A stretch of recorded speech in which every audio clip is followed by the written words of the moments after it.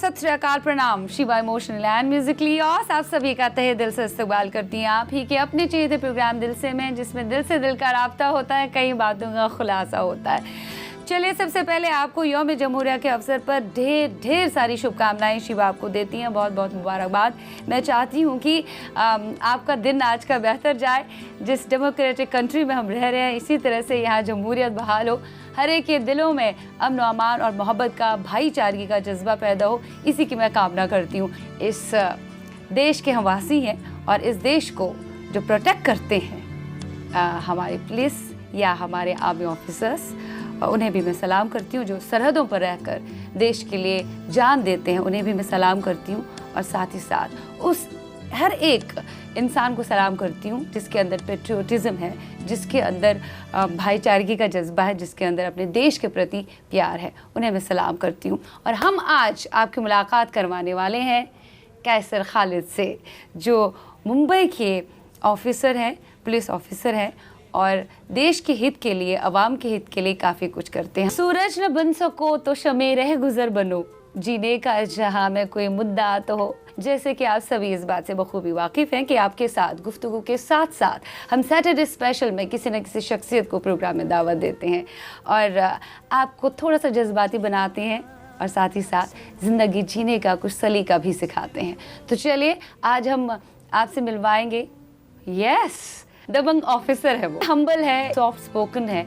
अक्सर बेशतर हमारे जहन में ये बात होती है कि हमेशा देर से पुलिस पहुंचती है। फिल्मों में भी हमने देखा है, क्या कानून को हाथ में लेना ही पड़ता है, क्योंकि पुलिस जब कुछ नहीं करती है तो तारीख पे तारीख, तारीख पे तारीख, तारीख पे तारीख मिल रही है जज साहब, बट इंसाफ नहीं मिलता। ये डायलॉग भी आपने कई बार सुना होगा। लेकिन ये इस सब को नकारते हैं। इन्होंने साबित कर दिया कि पुलिस कैसे हो सकती है, अवाम के लिए क्या कुछ कर सकती है। हम आपसे मुलाकात आज करवा रहे हैं मुंबई के IPS ऑफिसर, बखूबी अपना फ़र्ज़ निभाते हैं।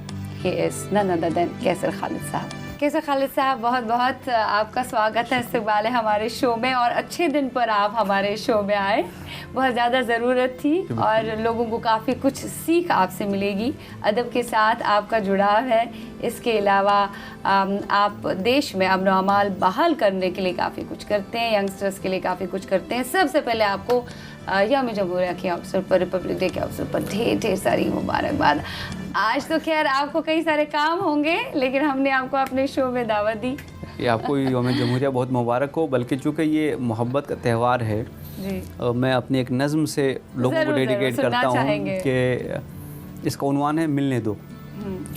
मिलने दो, मिलने दो ना, मिलने दो ना, दिल से दिलों को जुड़ने दो ना, कलियां दिलों की खिलने दो ना, मिलने दो अब मिलने दो ना। वाह। एक सी रंगत, एक सी बोली, एक ही मिट्टी, एक सी बातें, एक से दिन हैं, एक सी रातें, ख्वाब भी हैं एक जैसे ही, जब रंग फिर उनमें भरने दो ना, मिलने दो अब मिलने दो ना।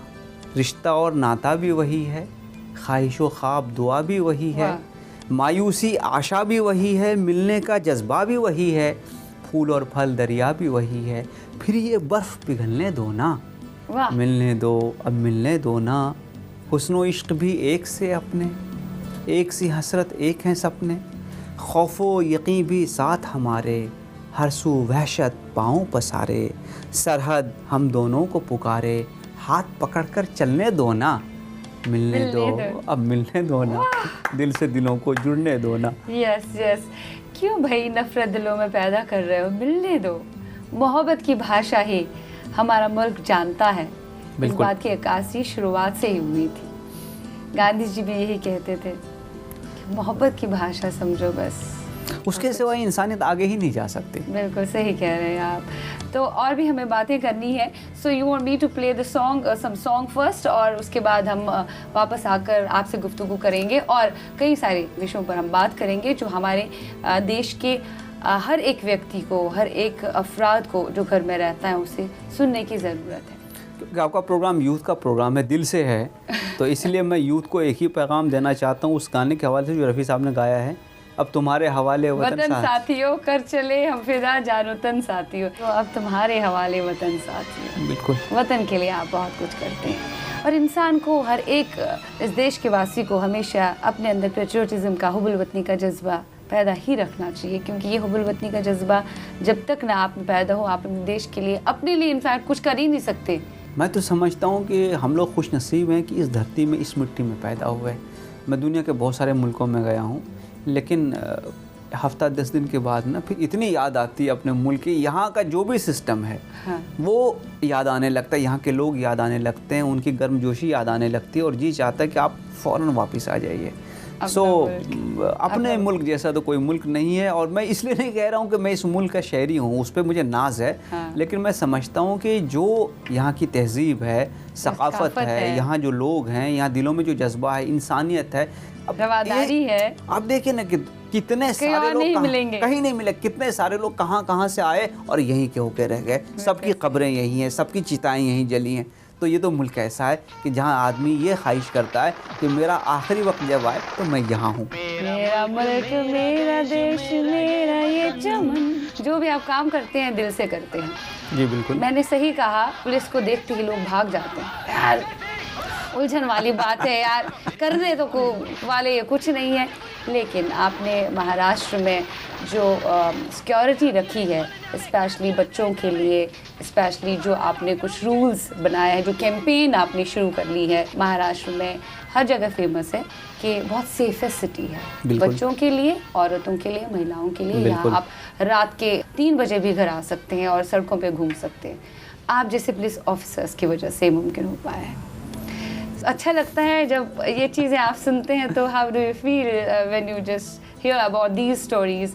और कभी कभी जब आपसे कोई कुछ कहता है अनजाने में ही, कहीं और आप चले गए कि क्या आप करते हो, आप पुलिस वाले, आपकी वजह से तो ख़राब हो गया सब कुछ, तो तब हर्ट भी होता होगा। मैं समझता हूँ कि इसके 2-3 रिएक्शंस होते हैं। एक पहला मोमेंटरी रिएक्शन होता है, खुशी होती है कि अच्छा भाई लोग खुश हैं या उनको ऐसा लग रहा है कि हम कुछ कर रहे हैं। साथ ही साथ जो बड़ी बात होती है वो होती है ज़िम्मेदारी का एहसास। हाँ। कि भाई ये इस लेवल पे है। तो मुझे याद आता है कि एक बार नुसरत फ़तेह अली ख़ान साहब को एक सब ने इंटरव्यू में पूछा कि ख़ान साहब आने वाले जो सिंगर्स हैं उनके बारे में, उनको आप क्या पैगाम देना चाहेंगे? तो उन्होंने कहा जी मेरा पैगाम बड़ा सिंपल है। मेरा पैगाम ये है कि अगर हो सके मैं इसको जहाँ तक लेके आया हूँ तुम उसको उससे आगे लेके जाओ, और अगर वो ना हो सके तो कम से कम उसको इसी लेवल पे मेंटेन करो। तो जो आपका सवाल है ना कि जैसे आप ये कहती हैं कि हम सेफ़ हैं, तो वो सेफ्टी जो है हमेशा मेंटेन करनी होती है, अगर उसको आप इम्प्रूव नहीं कर सकते हैं। अब जैसे मैं एक छोटी सा एग्जांपल देता हूँ जो हम पुलिस में अक्सर ये यार्डस्टिक के तौर पे लगाते हैं, मेयार के तौर पे लगाते हैं कि भाई अब ये तो शहर है खैर, लेकिन मुफस्सिल में, छोटे शहरों में रात में ST बस आती है, बस से पैसेंजर उतरते हैं। जब पैसेंजर उतरेंगे तो 3 बजे हो, 4 बजे हो, 2 बजे हो, उनको फ़ौरन अपने घर जाते बनना चाहिए। उनको किसी खौफ की वजह से वहाँ पे बैठे नहीं रहना चाहिए कि दिन उग जाएगा, रोशनी हो जाएगी तब हम घर जाएंगे, नहीं तो हम सेफ़ नहीं हैं। एक तो हम इस चीज़ को देखते हैं। दूसरी हम इस चीज़ को देखते हैं कि कोई आदमी काम से अगर लौट रहा है तो वो क्या इत्मीनान से अपने घर तक पहुंच रहा है। और ख़ास तौर से जो वुमन है, चूँकि आप देखिए कि हमारी वर्क फोर्स में औरतों की तादाद बढ़ती जा रही है, तो उनको एक सेंस ऑफ सेफ्टी होना चाहिए। तीसरी बड़ी बात यह है कि आपको जिस ढंग से ज़िंदगी गुजारने का हौसला है, आप जैसा चाहते हैं वो आप गुजार सकें, जो कि लीगल लिमिट्स में है और उसमें आपको कोई डिस्टर्ब नहीं करे। तो ये कुछ ऐसे यार्डस्टिक्स हैं जो महाराष्ट्र पुलिस ने शुरू से अपने लिए रखे हैं और हम चीज़ों को उस पर एसेस करते रहते हैं और उसमें हमको जैसे लोग खूबी बताते हैं, लेकिन जब हम बैठते हैं तो हम अपनी कमियों को तलाश करते हैं। That is more important. कमी कहाँ है उस पर हम बात करेंगे, लेकिन right after the short break. Stay tuned.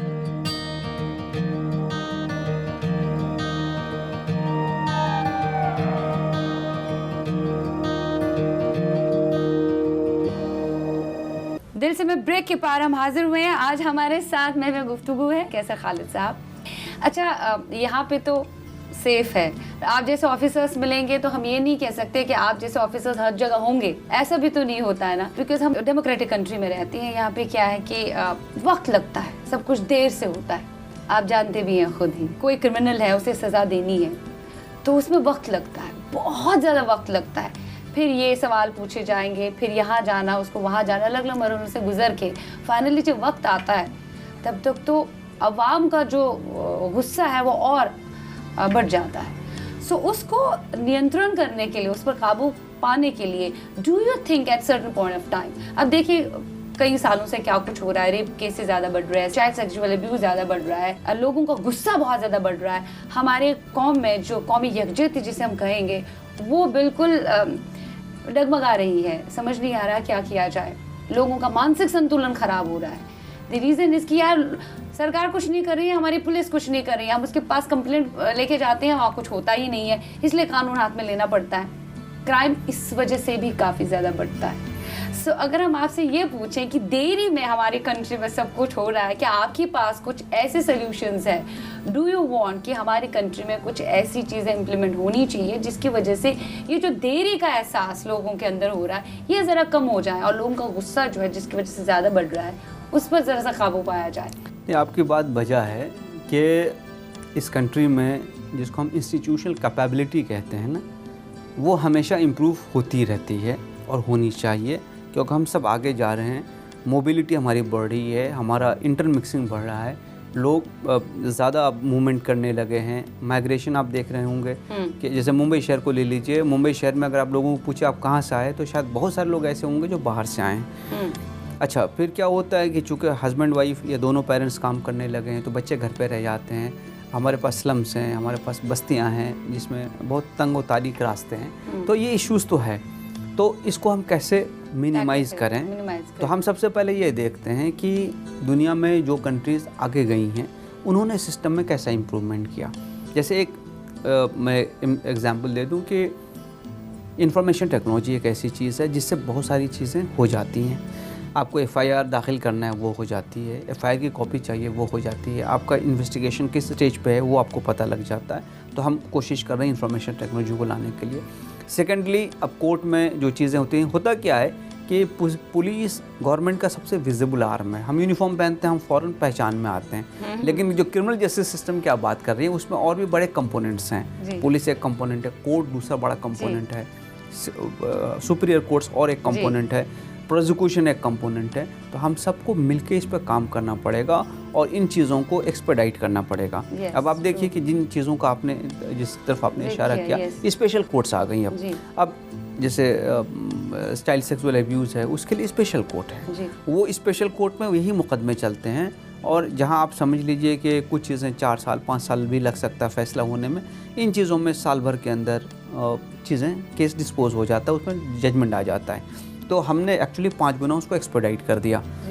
Special prosecutor आ गए, उसके लिए काउंसलिंग आ गई, NGOs का इन्वॉल्वमेंट हो गया। तो चीज़ों को कैसे हम बेटर करें, ये एक नेवर एंडिंग, कभी ना ख़त्म होने वाला एक काम है ये। बिल्कुल।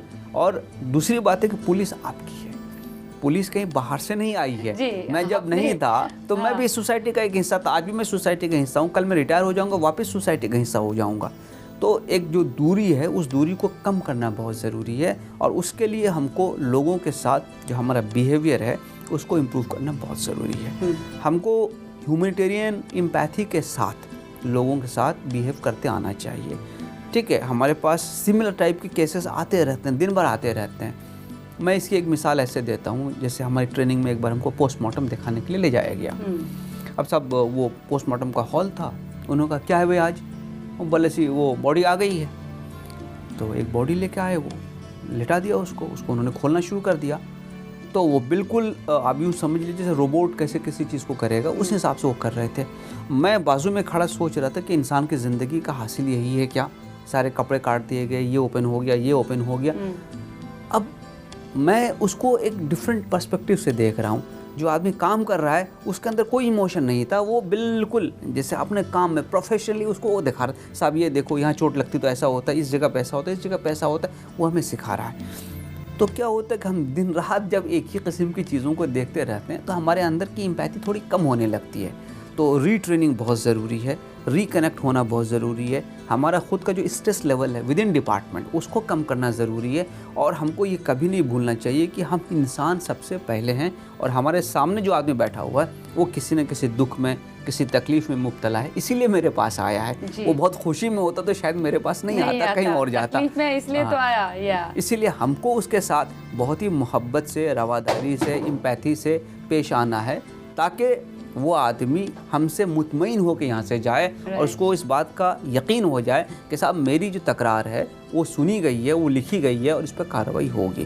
तो 50%, 60% तो लोगों को इत्मीनान तभी हो जाता है। होता क्या है कि अगर हम उसको ज़रा सही से ट्रीट अगर नहीं करें कटिंग एज लेवल पे, तो वो फिर एक बड़ा नेगेटिव इंप्रेशन लेके जाता है और कभी कभी लाइफ लॉन्ग वो इंप्रेशन चलते रहता है, क्योंकि वो वहाँ जाके दूसरे को बोलेगा कि वहाँ जाने का तो कोई फ़ायदा ही नहीं है, तो क्या किया जाए। इसी वजह से सूरत हाल ख़राब हो रही है। बट आपके दिमाग में ऐसे कुछ चीज़ें हैं इन जनरल, जैसे आप एक आम आदमी की तरह, मैं इस वक्त ये नहीं कहूँगी कि आप एक पुलिस ऑफिसर, IPS ऑफिसर की हैसियत से जवाब दें, एक आम आदमी की हैसियत से आप जवाब दें, क्या वाकई में कुछ लूप होल्स हैं और किस तरह की लूप होल्स हैं जो फौरी तौर पर हमें ख़त्म करने की ज़रूरत है अपने इस देश में, क्योंकि दौर हाजिर में जो चल रहा है situation is not good at all, आप भी देख रहे होंगे। सो क्विक वे में, जैसा मैंने अर्ज़ किया आपको, पहली बात तो कि हमारा जो रिस्पांस सिस्टम है उसमें एम्पैथी लाना बहुत ज़रूरी है। जो भी आदमी आता है आपके पास, आप उसको प्यार से बैठाइए, उसको एक गिलास पानी दीजिए, बोलिए क्या हो गया भाई आपके साथ, और जो बोलता है वो आप लिख लीजिए, तो उसको सेटिस्फेक्शन होता है। सेकंड जो इंपॉर्टेंट चीज़ होती है कि हम जब इन्वेस्टिगेशन करते हैं तो हमको साइंटिफिक मेथड ऑफ इन्वेस्टिगेशन, पूरी दुनिया आज DNA पे चली गई है, सीन ऑफ क्राइम के एनालिसिस पे गई है, फॉरेंसिक्स पे गई है।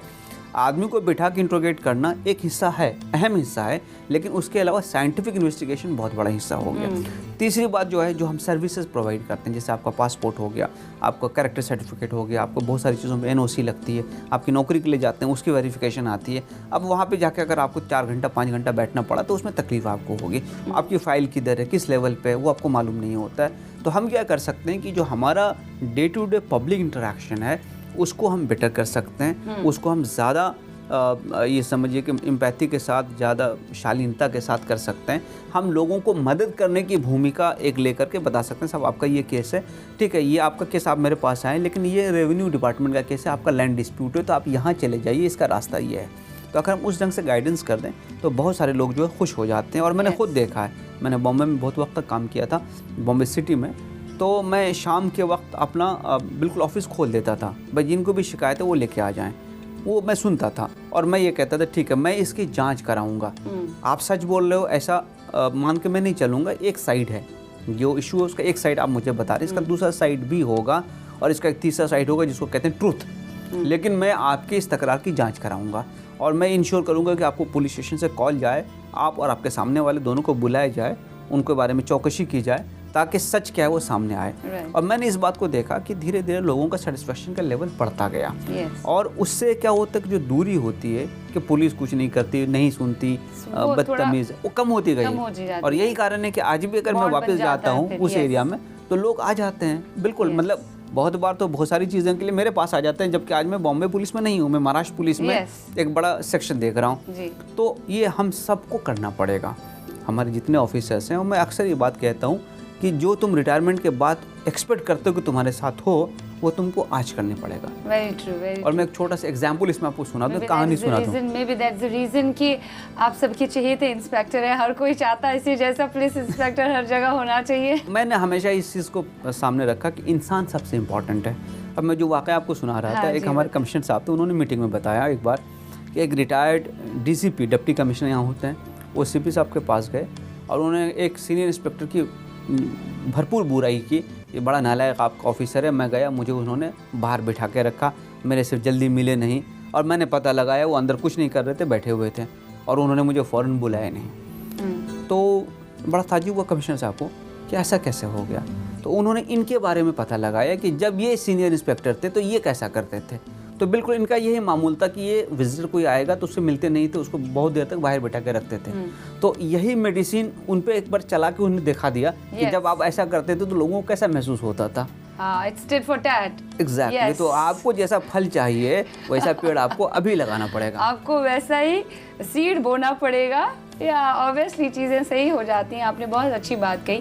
खैर हमें कुछ और बातें करनी है लेकिन छोटा सा ब्रेक लेना पड़ेगा, उसके बाद हम हाजिर हो जा रहे हैं। हम बात करेंगे कि अदब के साथ आप जब लोगों को जोड़ते हैं, जैसे अदब के साथ आपका गहरा ताल्लुक़ रहा है, सो आवाम आपके साथ बहुत जल्द जुड़ जाती है। आपका एक रीज़न ये भी हो सकता है कि आपने शोबे में तो काफ़ी मेहनत की है और लोगों से प्यार भी लिया। उसका एक रीज़न ये भी हो सकता है कि आपने अदब के साथ खुद को जोड़ दिया।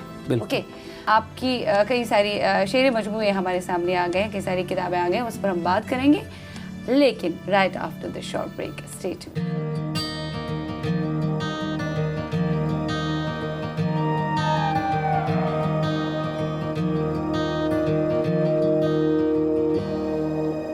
दिल से मैं ब्रेक के पार हम हाजिर हुए हैं। आज हमारे साथ में गुफ्तगू है, यानी थोड़ी जज्बाती बातें जो कर रहे हैं और साथ ही साथ आपको जीने का सलीका भी सिखा रहे हैं। आपकी जितने भी नोशंस हैं पुलिस वालों को लेकर, उनको एक तरफा करते हुए आपको बताते हैं कि आपकी जो भी कंप्लेंट्स हैं आए, हम जैसे पुलिस इंस्पेक्टर भी हैं, ऑफिसर्स भी हैं जो हमेशा आपके सामने रहते हैं। ये है नददन कैसर खालिद साहब। कैसर खालिद साहब, आपके चर्चे तो खास आम है हर जगह, साथ ही साथ एक बहुत बड़ा पहलू है आपकी लाइफ का, अदब के साथ आपका लगाव बहुत अच्छा रहा है। आपकी कई सारी शेरी विशेष हमारे सामने है।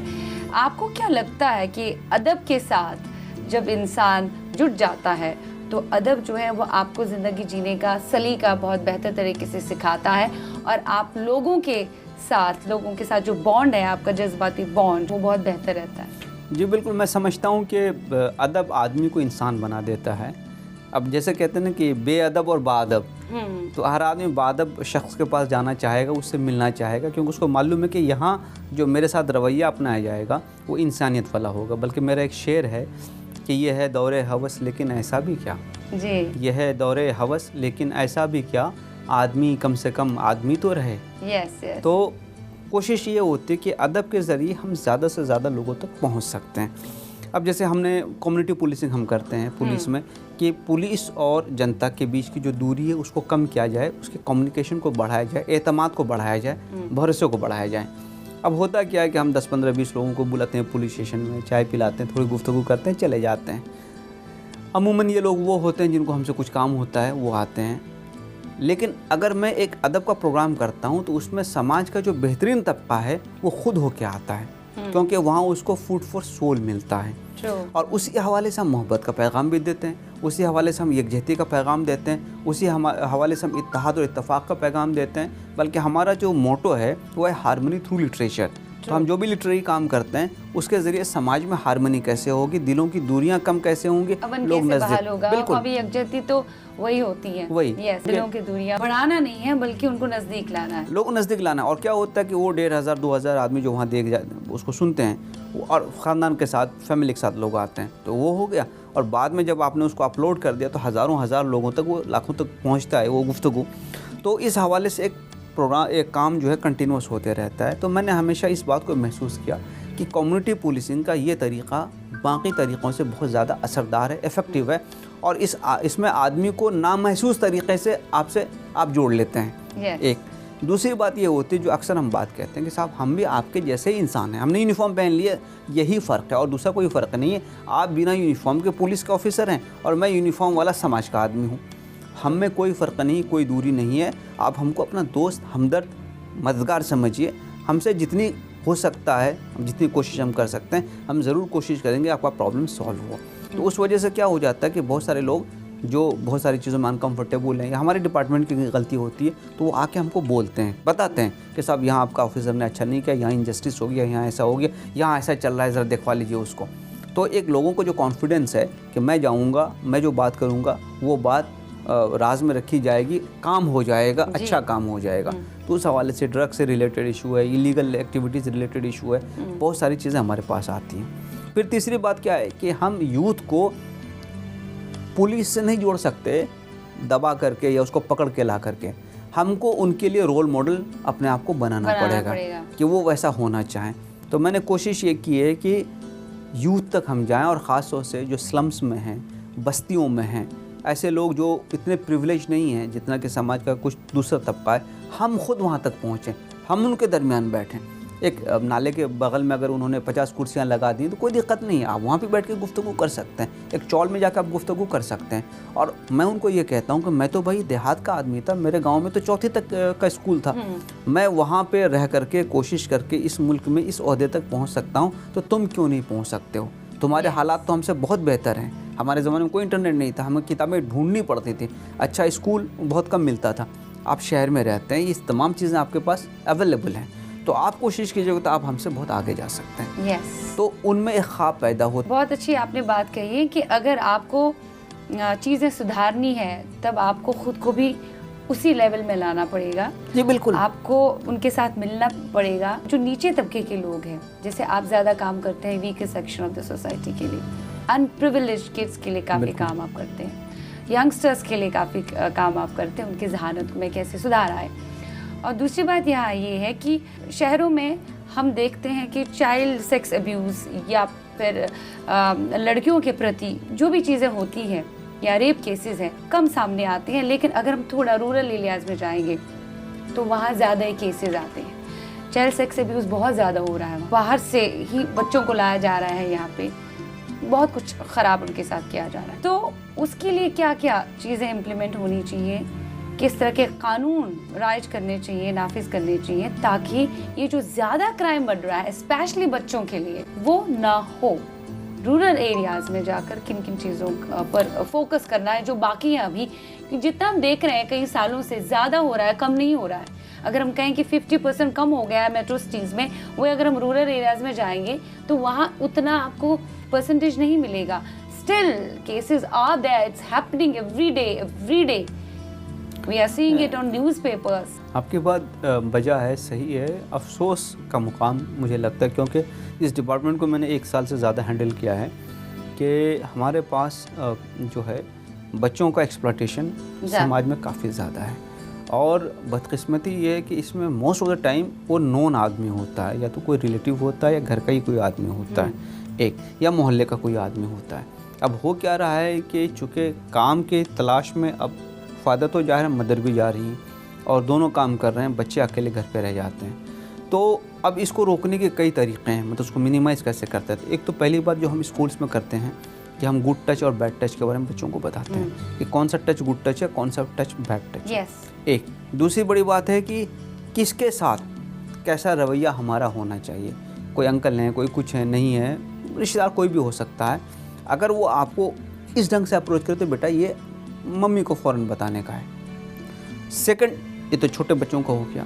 जैसे बच्चा थोड़ा बड़ा होता है तो हम कोशिश करते हैं कि जो गर्ल्स स्कूल हैं, गर्ल्स कॉलेजेस हैं, आने के वक्त में जब स्कूल शुरू होता है, कॉलेज शुरू होता है, और जाने के वक्त में बहुत भीड़ होती है, और उस वक्त जो है बहुत सारे मनचले या नाओबाश किस्म के लोग भी उधर मिलते हैं। तो उस टाइम में हमारा पुलिस प्रेजेंस होना चाहिए।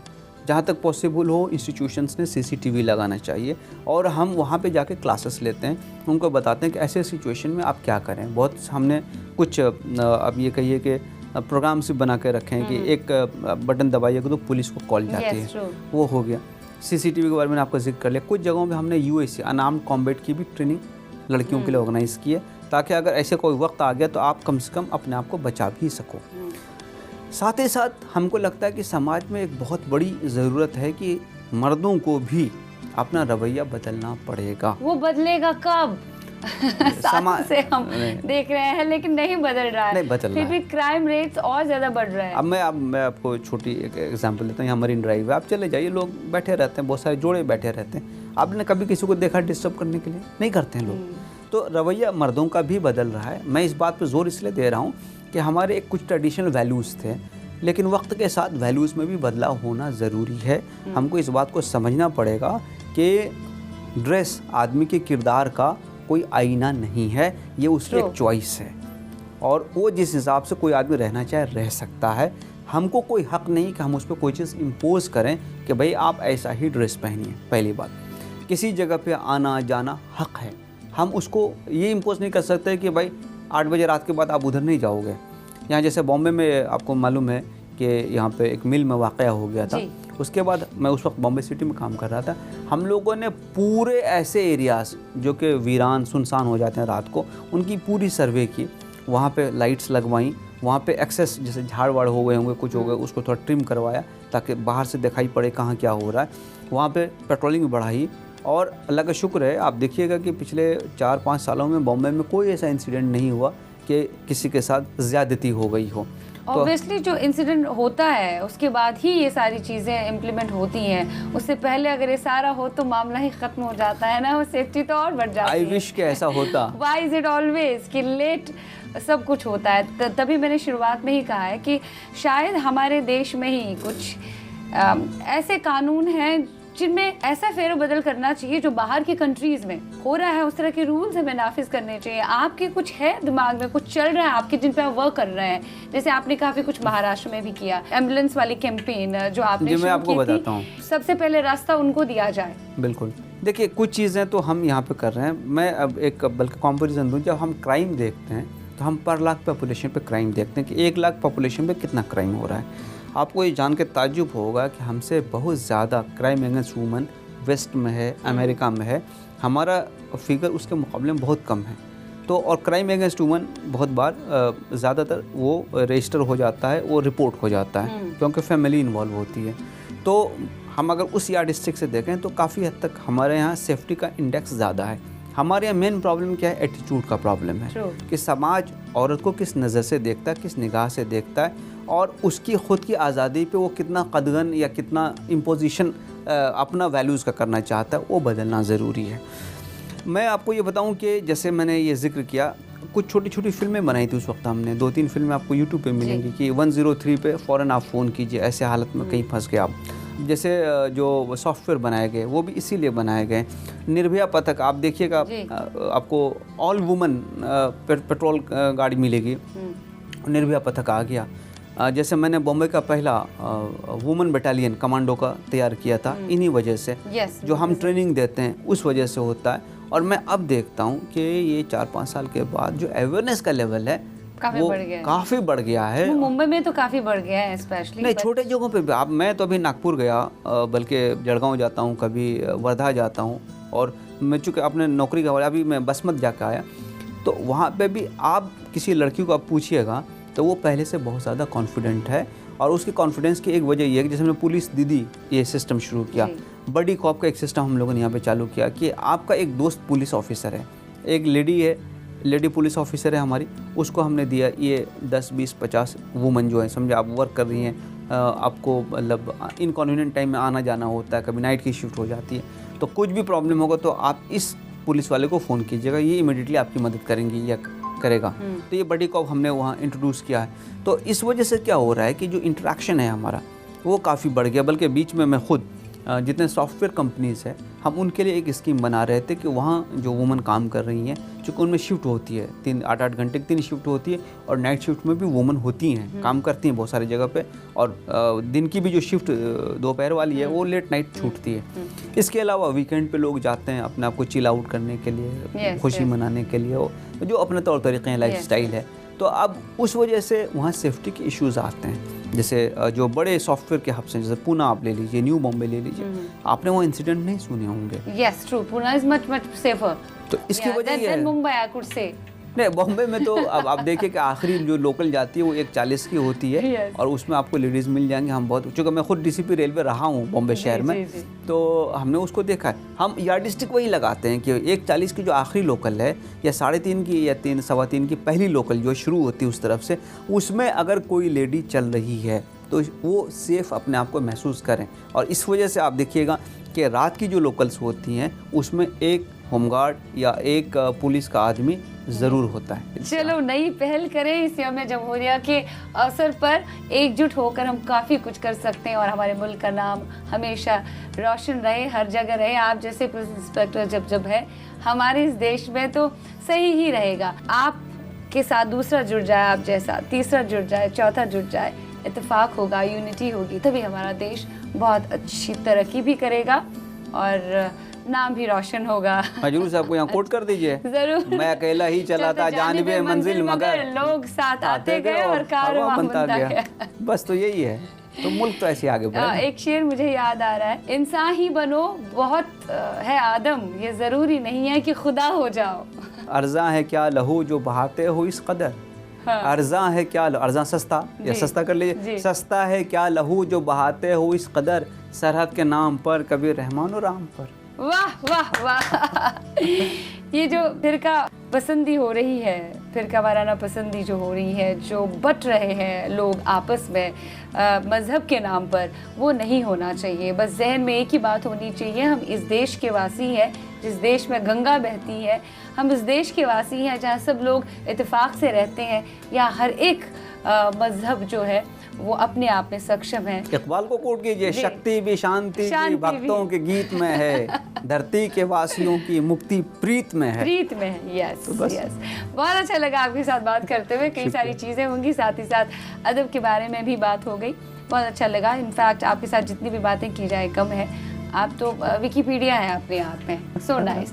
आई विश कि आप जैसे इंस्पेक्टर्स, पुलिस ऑफिसर्स हमारे देश को नसीब हो, ताकि हर जगह कौमी यकजहती की बात हो, ह्यूमैनिटी की बात हो, लव की बात हो, पीस की बात हो, अमन अमान बहाल होने की बात हो। Thanks a lot, was amazing talking to you. आपको एक बार फिर से यौम जमहूरिया के अवसर पर बहुत बहुत आपको मुबारक हो, और मैं इस चैनल के थ्रू तमाम देशवासियों को इसकी मुबारकबाद दूंगा कि उनको बहुत ज़्यादा मुबारक हो, और अपना मुल्क वहाँ पहुँचे जो हम सोचते हैं। हम दुनिया में कहीं पे भी जाएं तो हमको अपने इंडियन होने पे नाज हो, बिल्कुल फ़ख्र होना चाहिए, बिल्कुल, और होगा, बिल्कुल होगा, बिल्कुल होगा।